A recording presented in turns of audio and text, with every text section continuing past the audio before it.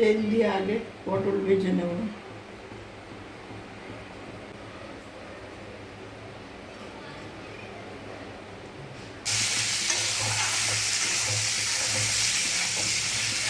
ঢাকা দিয়ে 5 মিনিট রাখবো। 5 মিনিট পর ফিরে আসলাম।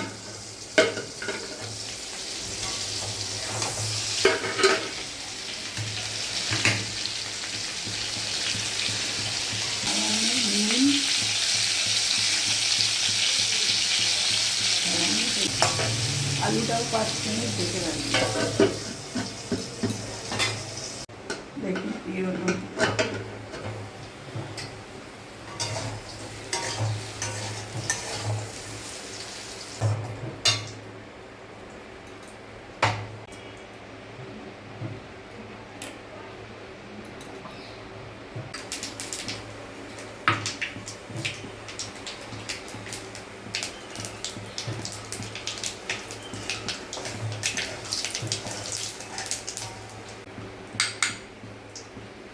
মশলাটা আমি বেটে নিয়েছি।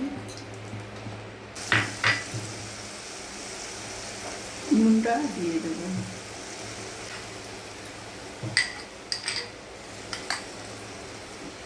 এদিকে 2 মিনিট ঢেকে রাখবো মশলাটা কষে।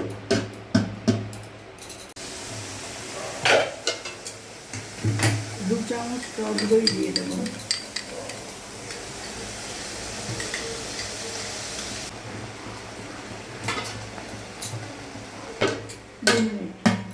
পরে ফিরে আসছি।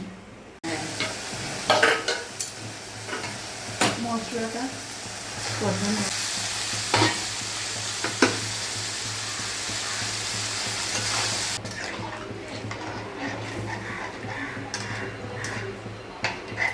আর 2 মিনিট ঢেকে রাখবো।